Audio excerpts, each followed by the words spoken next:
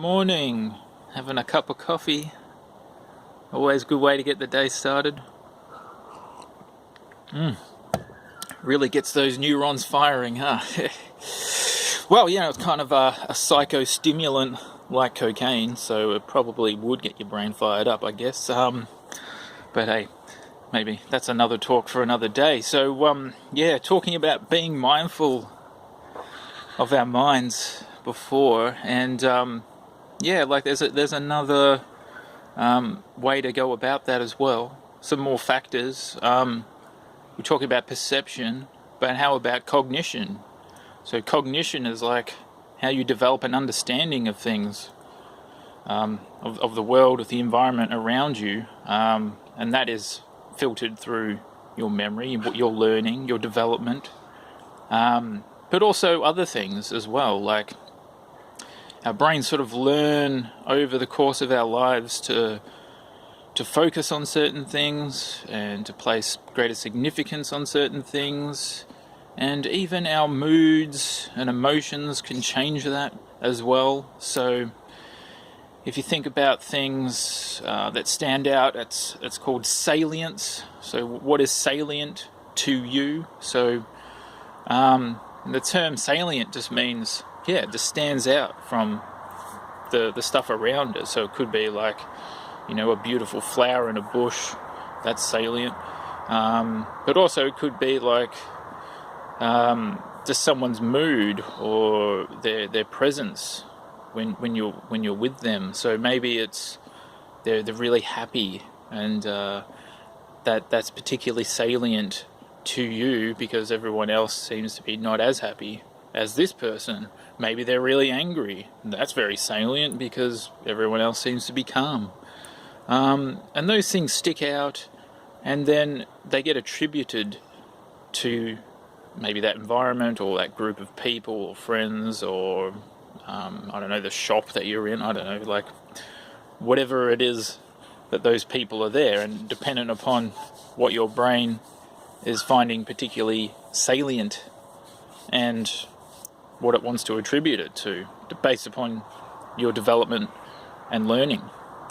It's complex, but also we have other issues as well. Like we have a definite processing capacity. So we're only able to take in so much information at a time, and if we get overloaded,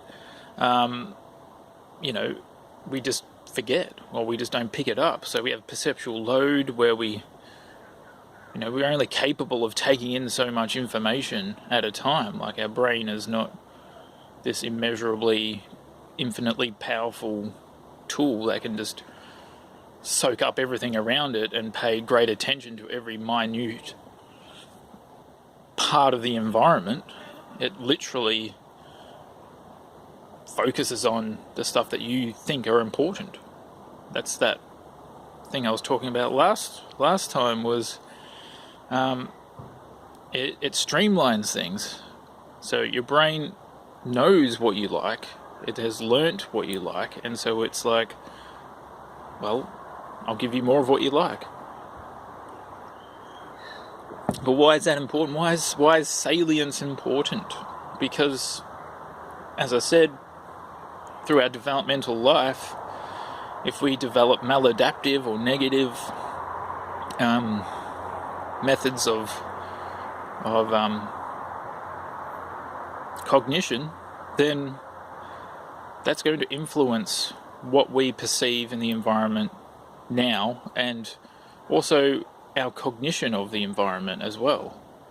And so this is called like a feedback loop, whereby our development leads to us perceiving things in a certain way, and also our cognition of events in a certain way, and that influences again in a circle, in a loop, how we further develop, and it just feeds back into it, and it's like this ball rolling down a hill.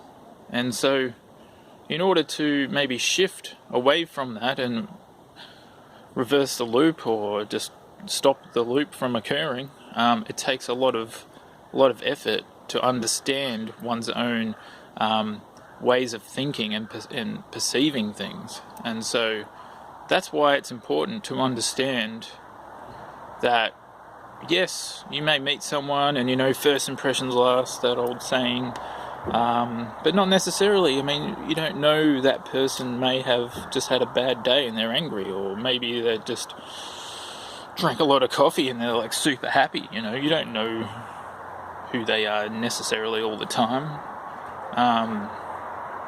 And vice versa, the same with us. People don't, just because we're in a bad mood doesn't mean we're always in a bad mood or we're always in a happy mood or whatever. Like, we're very volatile beings, and we're capable of changing emotions very quickly.